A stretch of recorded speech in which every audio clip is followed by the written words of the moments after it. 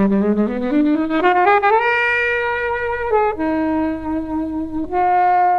love the classic Spielberg wonder in this. He has such an unreal way to get wondrous stuff happening on the screen, whether it's, Alan Grant in Jurassic Park seeing the dinosaurs for the first time, or Indy discovering where the tomb is. Like, he's so good at nailing that. And the imagery of the World War II planes and the boat, and then the ending, the spaceships, the design.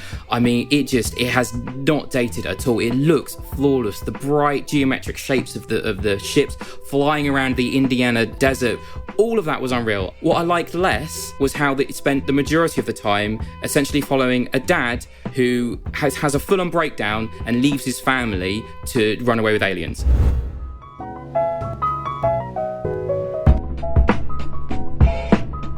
Hello, film fans. Thanks for listening today. Joining us today, we have Paul. Hello. Ben. Hi there. And Kobe. Hello. And we're here to review Close Encounters of the Third Kind. Director's cut. Thank you, as always, to the mighty people for their mighty, mighty tunes. And thanks to Ben from Rockwood Audio for his awesome editing skills. Please do remember to write a review and rate us on Apple Podcasts, anywhere you can do where you listen to the podcast, because it really does help us. And you can join in the conversation with us on Twitter at Flixwatcher Pod, and on Instagram at Flixwatcher. Hello, film fans. In the Flixwatcher remote recording studio today, we have Paul and Ben. If you could please say hi to the listeners and tell them a little bit about the podcast studio, please. Yeah, so my name's Ben. I am a cinema manager by day. By night, my alter ego of annoying podcaster who decided starting a podcast during lockdown like everyone else was a good idea, but actually it's all right. And that's when I do Have You Seen This with my fellow co-host Paul. Hello, yes, I'm also a cinema general manager. We work for the Picture House cinema chain. I'm down in Exeter. Yay.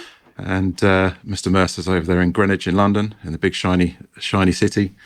And so we just decided we wanted to talk about films because we love movies. That's what we did. Good enough. Yeah. And I'm glad to say, as we're recording, the cinemas are open in the UK and seem to be thriving. And one thing, I think most people have listened to this podcast for more than 3 episodes, and then I'm a big fan of Picture House, and in particular Picture House Central is my favourite baby. One of the best cinemas in the UK. It is honestly outstanding. Yeah. But I'm closest now to Crouch End Picture House, and that was when I went to see Tenet there. I was like, this will do nicely, sir. Thank you. Mine ones are the South London ones, so the Ritzy, and now my local now is the West Norwood one, which is kind of like a very strange building. It's like the old library, and the building. That one's great. So the ceiling of the foyer of that was used in Clockwork Orange. Oh, I think. Serious? Is it that one? It is. It's screen 1.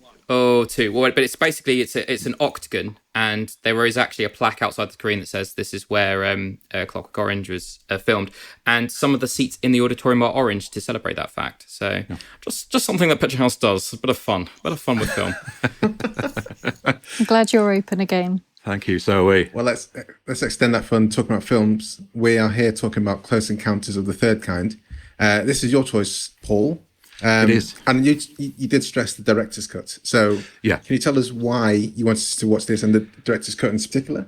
And then we'll have 60 seconds or less to tell us the synopsis. Sure. So I'm old comparatively to everybody else. So I saw this movie when it opened in 1977 in the UK. So, and it blew my tiny little mind at the time. And it's a film. It just got in there, and I've loved it ever since. And I've seen all the various iterations when the studio insisted they wanted a special edition created to show the inside of the mothership at the end, which Spielberg agreed to at the time, but didn't really want to do.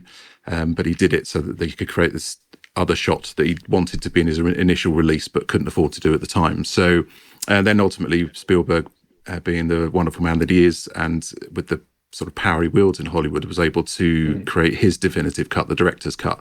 So he got rid of the inside of the mothership shot, which he didn't really want, but did leave in the one shot that he was hoping to do, which is the sequence when they find the huge ship in the middle of the desert. So that was the additional scene that he wanted to do that he couldn't do, and that was retained. Because in the special edition, they cut out the sequence where he builds the Devil's Tower in his lounge. So all the sequence where he throws the stuff in through the windows, you don't see any of that. You just see the shot of him in the house once he's created it.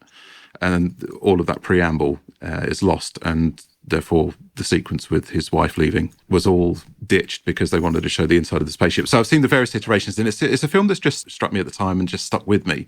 And much to Mr. Mercer and Mr. Hammond's chagrin, Richard Dreyfus is one of the best screen actors that's ever lived, and I tend to go on about incessantly, and his performance in this movie is amazing. So it's a film that's just stuck with me from a very early age, the concept of it, the scale of it, but the intimacy of it as well. And it, for me, I can just watch and I could probably recite the entire script. And can you tell us the synopsis with its timer starting now? Okay, so this is the story of an electrical engineer who sees his life changed dramatically as a result of an encounter of the first kind with a UFO. Short and sweet, love it. All right, let's go to Ben and Helen for their initial thoughts. Helen, how many times have you seen this film, if at all, before this? So this is a film that I always feel like I've seen it like loads and loads and loads of times, but I think I've only seen it maybe once all the way through. And there's so many things that I really, really love about it. I love like the child acting in this. I think, is it Barry? The little kid Barry? Yeah. He's great. Like, Spielberg has just got one of those ways with child actors that you just don't really see that often. And the score, the John Williams score, is amazing. And all the kind of like motifs of the music, all the way it kind of like builds up until like, you know, the big music scene. And Roy's first kind of encounter where he's in his truck and how it shifts and moves and that whole experience. And you feel like you're all kind of like inside it. But then there's lots of other things. So you talking about this is how I feel about E.T. And I kind of feel that not having seen this as much as E.T. or having kind of like everything my childhood built around kind of E.T. and those experiences, when I watch this, I kind of feels a little bit like a prototype E.T. testing out little things. He's testing out kind of the sci-fi. He's kind of like, this is like the adult interaction with aliens type thing. But you know, with E.T., I kind of want to bring it back to the kids because kids are like my thing. And so there's bits like that. And I feel as though I really, really, really, really want to love it as much as E.T., but my heart just isn't there. So I really want my heart to feel like it does when you talk about it. But I think it's a little bit long, and I'm not sure it's aged as well as maybe some of his other films have. But there's lots that I really, really love about it. And the thought of having seen that in like the 70s would obviously like completely blow your mind. In the same way like mine was blown in the 80s when I was like, oh, E.T., like he's real. He must be real. What are your thoughts then, Ben? I mean, yeah, I think I'm like in the same bag. I've only seen it like once before properly, and that was probably on a DVD at university. So this was like, it was like the first time I've watched this film. And there are things that work in it 100%. Like, I love the classic Spielberg wonder in this. He has such an unreal way to get just wonderment and wondrous stuff happening on the screen, whether it's, you know, Alan Grant in Jurassic Park seeing the dinosaurs for the first time, or Indy discovering where the tomb is. Like, he's so good at nailing that. And the imagery of the World War II planes and the boat, which is interesting to hear, that was an additional scene. Seeing that's imagery is so iconic, and then just having all the people sort of react to it, going, this is absolutely, why is this happening? And they're all getting really excited about it. And then the ending, the spaceships, the design. I mean, it has not dated at all. It looks flawless. The bright geometric shapes of the ships flying around the Indiana desert, just all of that was unreal. I loved all of that. What I liked less was how it spent the majority of the time essentially following a dad who has a full-on breakdown and leaves his family to run away with aliens. Like, the two narratives of like the MIB government stuff and that just really didn't gel whatsoever. And I can't believe this film is a PG, because that moment you talked about where he's having the meltdown outside, sort of Jack Nicholson style in The Shining, like just grabbing all the elements, grabbing the chicken wire, like my anxiety levels went through the roof. Like, and then his wife leaves him, not surprised, totally justified doing that. And then, yes, the child abduction scene, that child acting is amazing, but the actual scene where the child is abducted by the aliens, that was terrifying. Like, properly, scary stuff. So, yeah, there's elements in this that really, really work. And then the other elements just, I don't know, it just feels like a mixed bag, very tonally odd. Dreyfus at some points is almost playing it for laughs, like it's slapstick.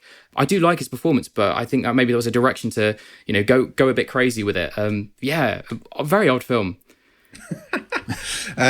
This is definitely the second time I've seen this, and it's one of those films that it's kind of always built up for me. It's like, oh, this is, you must see this, the alien scene in this is amazing. And I don't know, I'm sure I saw it after like Jurassic Park and that kind of stuff. And as a kid, I'd seen like dinosaurs come to life. And this, for me, when I was maybe 12 or 13, it was just like, when are we going to see the aliens? Obviously, as a grown-up now, I can see the nuances, or the less subtle nuances of a man going into the pits of despair, trying to find where his mind was taken that during that first encounter, and similarly with other people. And I like this thing of this kind of Nirvana, Devil's Peak, where suddenly people see it on TV and they're all kind of drawn towards it. Some of it's amazing, and I think I wish I'd just seen it, way back when, because I think I just think, and I'm not that big a fan of E.T., so I'm not on Helen's side of that. She knows this. Sorry. I think there's some things that astound with it, and generally like this, where he has the first encounter and the car kind of turns around. And I love that kind of shit when it's all done in camera, and that kind of stuff is brilliant. The camera, even things like the flashlight going off. I really love that kind of scene, and the Cotopaxi and where they've been. And then when they're reunited at the end, those lost pilots, beautiful. But for some reason, it just doesn't really kind of gel with me. And I don't know why. Maybe just because I was bored that first time. And I think it's sometimes the first time you watch something kind of colours your experience, so it's going forward. How old are you, Paul, when you first saw it then? When I saw it, I was 8. Okay. When I first saw it in 77. So yeah, I know it's difficult. I understand what you're saying about not necessarily understanding the motivations of Roy Neary, the Richard Dreyfus character, because I read in an article, Spielberg said that possibly when he got to the point of doing E.T., he wasn't a family man before he went to do E.T. And he said if he was remaking Close Encounters now, the script would have been different, because ultimately he leaves his family and the planet. He happily leaves them behind, and he probably wouldn't make that film now in the same way, because he's a family man and his sensibilities are very different. So it's quite interesting, I think, that sort of jumps out for you. And I think you're right, Kobe, sometimes it is the first watch that it ingrains in you a perception of it if you were to watch it again. And I think because I loved it at that time, I think that's why it stayed with me. I don't know, there's some just really stupid little moments in it that are wonderful. It's a tiny little shot, and it's a nod to his mate George Lucas when the mothership first appears, and there's a close-up shot of it just beginning to rise up, very close-up shot, and you see a very small portion of the ship as it starts to go over Devil's Tower, and there's an R2-D2 upside down on the ship as a little nod to him. But Spielberg did very well out of the movie, because he and George Lucas had a bet, basically against their own films, where they would give 2.5% of the profits of each of their films to each other, whichever one grossed the most. And George Lucas came up with this tiny little film called Star Wars that he brought out, that he bet against. And obviously Spielberg cashed in quite significantly as a result with the amount of money that film made. That's good. They need more money. That's great. Good for them. This is back in 77. I find that period of film history brilliant, because Spielberg had come out with Jaws, which he was shitting himself about. Lucas had come with absolutely bricking himself about Star Wars, and Star Wars was going nowhere until Spielberg said, "Hey, use John Williams is a great composer," and that's the kind of thing that brings it all together. So I love the fact that these guys, along with Francis Ford Coppola as well, and another guy I can't remember, they were just friends together, and they made these ridiculous films. But I think for me, it's like seeing Jaws for the first time versus seeing this for the first time. Hands down, is like Jaws is for me the film that grabs my attention. Yeah. And yeah, Jaws is my favourite film of all time. So sure. Yeah, I get that. Yeah, it'd be interesting to see. It's just as a concept thing, because Richard Dreyfus wasn't the original choice for Roy Neary. Is he ever the original choice? I don't know. It seems to be the list of names that apparently were approached. For Steve McQueen was the first person that was approached to play the character, but he turned it down because he said he couldn't cry on screen, and he thought this character needed to be able to cry on screen, so that's why he turned it down. Apparently, they offered it to Dustin Hoffman, Al Pacino, Jack Nicholson, Gene Hackman, and James Caan before they got to Richard Dreyfus. So you had a bunch of different film that would have been. And apparently, a young Meryl Streep, just out of drama school, auditioned for the part of Ronnie, Neary's wife. But obviously, it ultimately went to Terry Garr. This was before Meryl Streep was a name. So how different a film would that have been with Al Pacino giving it his hoo-wah on screen at the Aliens as they came out? Interesting. I think he's a perfect choice because this film, for me, feels the most like Spielberg on screen. Like, I think Roy Neary is the closest to Spielberg putting himself on screen in kind of he looks and kind of how he feels, and like the whole story was inspired by like his parents like waking him up at night and driving him to this meteor shower. And I kind of think that this is how Spielberg in the 70s, before he kind of had to rein in his visions a little bit and had been burnt a little bit by certain projects, I feel as this is how he would have reacted to the aliens. And the whole thing about leaving your family to go and like off on a spaceship is something I feel like Spielberg would have done then at that age that he was making kind of the films, having like read stuff about him. It feels very much like that in that. Yeah, and there's the Pinocchio motif that runs through the film, and the When You Wish Upon a Star song, which John Williams brilliantly weaves into his music certainly during the end credits. And I think you're right. It's Spielberg was, he was a guy that would wish on a star. He was that type of guy back then, definitely. Yeah. What do you guys make of Barry's mum's and her storyline in there? Because for me, there's a clear kind of distinction. Both driven for separate reasons. I don't think if Barry hadn't been abducted, I think she would have probably stayed at home. Whereas he was kind of there's this single mindedness to him, which I can see being kind of off-putting. He was running away from his family, and she was running back to her family, even though it was just obviously only her son. So yeah, there's that juxtaposition, but she had no intention of doing anything other than getting her son back. Yeah. He seemed to be doing the complete opposite, that he was able to break that tether and commit to doing something completely different. And I like that juxtaposition. The whole sequence of them climbing up Devil's Rock was very weird, culminating in their kiss, which I think was very misjudged. And a character just dies sort of red shirt style just to prove how serious the situation is. And they don't even go, oh, Johnny's gone. Oh, well, come on, let's carry on. Very odd. Do you think he was in a loveless, doomed relationship before the aliens made him want to leave it? Or do you think the aliens are entirely responsible for breaking up the marital bliss? Although it wasn't marital bliss, it looked like a hellhole. No. Kids were just chucking stuff around. Classic Spielberg dysfunctional family. Yeah, definitely. But why does it work in E.T. but it didn't work in this? I think he just got years of experience in terms of his life experience had changed. So when it came to E.T., he was a more consummate filmmaker, storyteller, and human being. I think he's just had those years to develop. If he was filming in what it would have been 75, 76 for a 77 release, was it ET 82, 1982, I think, something like that. Yeah. So you got several years of life experience to draw on to develop as a professional and as a human being, and I think that's where it started to show. Is there anything else we want to say, guys, before heading to scores? The child abduction, which if you've ever seen Poltergeist, which Spielberg was a producer on it, I think, or original idea, a lot of that kind of pops up with that, which Poltergeist, I think I've seen a lot more, and probably perhaps before this. So in my head, it was quite confusing watching the kind of like the abduction and kind of like the house thing and going, this isn't Poltergeist. Stop thinking it's Poltergeist. Like, this is different. Not the TV. He's going somewhere else.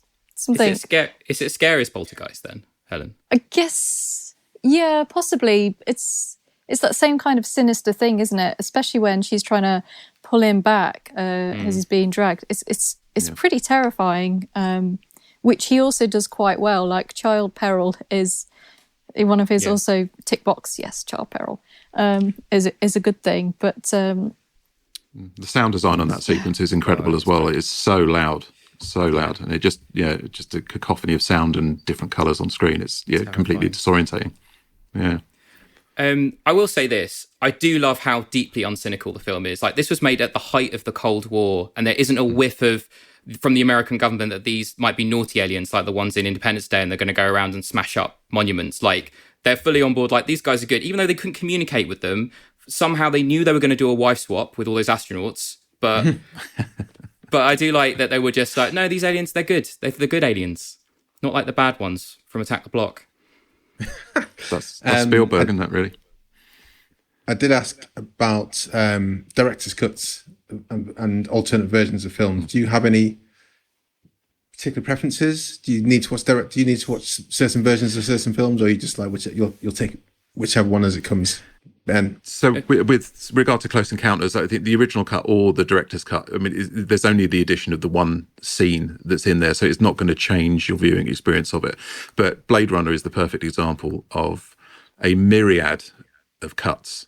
Again, I'm old enough that I saw the original theatrical cut when it came out in the cinema, and have seen all the different versions of it. And again, it's the director's cut that is the better one, when the directors have been allowed the opportunity to put out the vision that they initially wanted without sort of the intrusion of the meddling by the studio. And so director's cuts, they will always pique my interest. And in my experience, they're in the main tend to be the better version. Terminator 2, Aliens, extended ones. Yeah. The originals are great, but the kind of the couple of extra scenes in it just add that little bit more. Yeah. I'm going to mention the Snyder Cut here as not a big fan of either of them, but the Snyder Cut I thought made sense.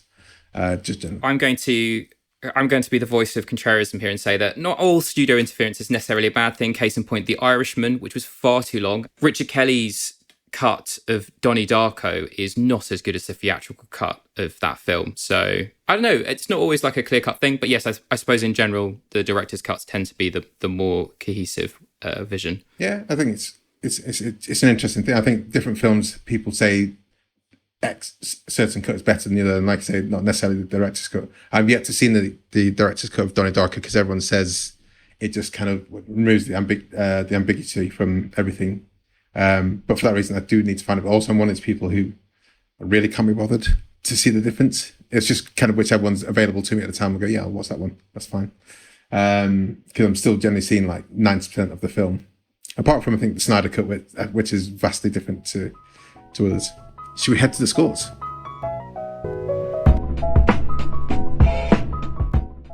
Hello, folks. I'm Sam.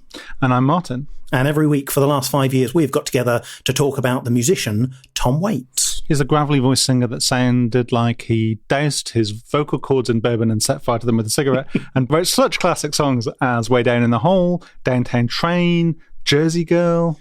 He's also the gravelly-voiced actor from films such as The Ballad of Buster Scruggs and Seven Psychopaths, both of which coincidentally are on Netflix and both of which Kobe and Helen have discussed here on Flixwatcher. So make sure you check those episodes out, and when you have a little bit of a taste for the magic that is Tom Waits, why not head over to songbysongpodcast.com or search for Song by Song in your podcatcher of choice to listen to a little bit more about Tom Waits.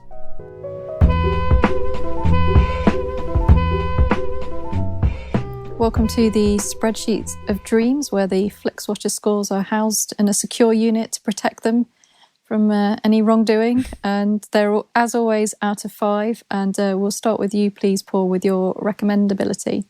Unsurprisingly, I'm going to go for a 5. It's just because I adore this film, and it was one that immediately jumped to mind when you guys very kindly invited us to guest on your fantastic pod, because I really love sharing this film with people. So yeah, 5. Ben? I mean, I would recommend people see it because there is some iconic imagery in this film that I think it's important to see, and certainly in the context of Spielberg's earlier work. And if you're a fan of Spielberg, then it is something you should tick off the list. So it's a 4 out of 5 for me. Helen? Yeah, it's an interesting one. There's so much going for it, and there's so much in it that has kind of inspired so much film that comes after it. Like, there's obvious influence on Arrival. I mean, you've probably seen like bits of it through The Simpsons. There's a famous Simpsons episode, The Clown School, where he makes mashed potato clown thingy. So there's things that, and you know, you've heard the tune and everything. And if you're kind of like thinking, oh, sort of maybe seen it, not really sure, I would say it is worth revisiting. It's not my favourite, but I think it's an interesting piece in kind of like the Spielberg canon, and you kind of have to see it to kind of appreciate where he's kind of gone with it. So I'm going to give it a 4, but sort of saying, you know, there are bits of it that probably don't work, but if you've never seen it, then you do have to see it. Yeah, I'm going to give 3.8. I think you should watch it. If you're interested in film generally, you should absolutely see it. But I think compared to other things that Spielberg's done for myself, and if you watch it for the first time with modern eyes, then it might seem a bit tame or heartless or something there that kind of might not resonate. Well, this is my experience. So that's how I think. That's how I think. It's just lacking momentum. It doesn't have the same momentum and pace as Jaws. I think that it just doesn't. Repeat viewing score, Paul. Well, I genuinely could recite this script from start to finish. I've seen it that many times. So whilst it's your own film, so, and I don't want to come across as a complete arse about it, but I'm going to have to say 5 for me because of genuinely I couldn't tell you. I mean, it's countless times I've seen this. I mean, it's in the tens, possibly into close on 100 times I've viewed this film. But again, as I said, I'm very old and got to see it when it originally came out, so it has to be a 5. Yeah, no need to apologise for seeing a film many times. That's why it's all good. Ben? I think it would be a 3. I think I probably will forget. I'm losing my mind and memory as I get older, and I probably will forget that I probably didn't have an amazing time the first time I watched it. I'll be like, do you know what? I should give another go. Close Encounters. So, 3 out of 5. Helen? Yeah, I'm the same. I'm going to go for a 3 as well. I mean, it's a long one. 2 hours, 20 minutes-ish is quite long, even by Spielberg standards. So it's not going to be a regular one. But yeah, I probably would watch it again. Not in a rush, but there are occasions, which I'll mention in the next score, where I probably would watch it. Yeah, I'm going to go for 2.5 here. I think I'd need to probably read a bit more about the film and everything and understand the story before I go back in there again. Because I think maybe part of it's just me not getting the subtext. Or maybe I'm getting the subtext and just thinking, nah. But I think I'd probably need to read more about it and understand it more before going back in there. Small screen score, Paul. So for this one, obviously, it is a film that definitely works much better on the big screen. I can say that clearly, particularly the introduction of the mothership and the reveal of that at the end. I mean, it loses a lot on a TV screen, no matter how big your TV is. So, I think I'll probably say a 3. I think for me, the human story works. And so that works very well on a small screen, but it loses that spectacle, particularly when you get to the grand reveal at the end. So yeah, 3. Ben? I'm going for a 1. This has to be seen in the cinema, and I'm really sorry I think you had Daryl on from the Is Paul Dano OK podcast, where he said he went to a cinema where they had their balls and feet out. I don't know what cinemas he's going to, but that's not a thing. Yeah, they definitely not. not a pitched house thing. I'd certainly put a stop to that on my Usher check. Yeah, you have to see this on the cinema. And those elements, the bits where the ship starts to appear over Devil's Rock, I mean, astounding. So yeah, you have to see this in the cinema. The small screen, just, I don't know. I've got a good sized TV. It was good, but I'd love to see this in the cinema. Helen? Yeah, same, I think. I'll give it a 2.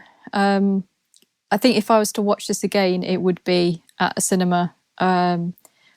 Maybe not so much for the picture, but the shared experience and the sound as well. I think the sound, would cover up a lot of the things that I find a little bit iffy, just because I just really love the score and felt that connected a bit more with me than sometimes what I was watching. So yeah, if I was to repeat view again, I would want to see it at a cinema or a big screen or an experience. So was it 2?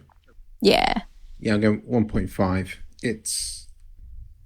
I think if I watch it again, it has to be at the cinema, and I'd like it to be like a Steven Spielberg retrospective. Not retrospective, that kind of implies that once he's passed away, but just going back and picking his best films. Because there's so many of his films I haven't seen in cinema, and films I have seen like only once, like Jurassic Park. And I think if there's other ones that they were showing, I'd definitely go and watch this as well. Yeah. But I can't see myself watching it at home on my TV screens or through to iPad. You never know. Spielberg might end up being part of our Picture House Rediscover series. It may end up turning up on that. You never know. That's something you're going to champion, is it? Why not? Yeah, lots of films in his catalogue that I'd want to revisit. Yeah, on the big screen. Engagement score, Paul. Well, it has to be. I have to say 5. But I can't have sort of waxed rhapsodic about this film and then score it down from there. I genuinely love this film, and I am, from the moment it starts to the moment it finishes, I'm 100% there. So it has to be 5 for me. Has to be. Ben? 3 out of 5. I was intrigued while watching it, but Helen's absolutely right. It's too long, and as we were saying earlier on, the pace is just off. So yeah, 3 out of 5. Helen? Yeah, I'm a 3 as well. I actually had to watch it twice because the first time I tried to watch it, I ended up having a little bit of a snooze. So I was like, kind of like watching it, and I was like, pretty sure something's going to happen soon. And then I woke up and they were kind of like on Devil's Tower. I was like, I'm not sure how much I've missed, but something's happening now. So I can't really give it that much higher than a 3. Yeah, I'll go for 3 as well. That's a good sound. Things like this, I feel I need to apologise to the person who shares the film. The great thing about the arts is that it's completely subjective, and that's what's wonderful about the arts. Yes. You can be sitting next to somebody who's hating something whilst you're absolutely loving it, and that's the beauty of the arts, whatever that is, whether it's film, sculpture, paintings, whatever. And so there's never anything to apologise for. I did resonate, I think, just with me being older, did resonate Roy's story this time more. I think, it just didn't. I think I was playing around on my phone quite a lot during this, so I can't give it a higher score. That gives us an overall score of 3.23750, which is probably lower than I thought it would be. I thought there'd be more champions of it here. Let down by the small screen score, not for the small screen. I think that's the biggest drop in points there. Yeah. I'm happy with over 3. To be fair, I think a lot of Spielberg's films would not do well on a small screen. I can't remember what George scored. We'll find out. But yes, Paul, Ben, thank you so much for joining us. It's been an absolute pleasure. And thanks for bringing Close Encounters, because I'm not sure if I would have watched it if you hadn't chosen it. That's part of why we do this podcast, is to get myself and Helen out of our comfort zones and watch these films. Remind everyone where we can find you online, where your podcast is, the name of your podcast, and say goodbye to all of the listeners. Sure. Okay. So our podcast is Have You Seen This? Seen is SCENE. You can find it anywhere where you get your podcasts. You can find us on Twitter at SeenThis_pod. On Facebook and Insta, you can find us at SeenThisPod. And if you want to drop us an email, seenthispod@gmail.com. Likewise, Paul. I thank you so much for recommending Close Encounters of the Third Kind. Even though we got it wrong, it was good to catch up that classic. Thank you so much, guys. This has been absolutely amazing. Yeah. Bye. Bye. Enjoyed this episode of Flixwatcher podcast? Why not leave us a 5-star review on iTunes? You can also follow us at FlixWatcherPod on Twitter, and we're at FlixWatcher on Instagram. Thanks as always to the mighty people for their mighty, mighty tunes, and Ben from Rockwood Audio for his awesome editing skills. If you're looking to get your podcast edited as sweet as this, get in touch with Ben, and that's Rockwood, ROKK Wood Audio. Tell him Flixwatcher sent you.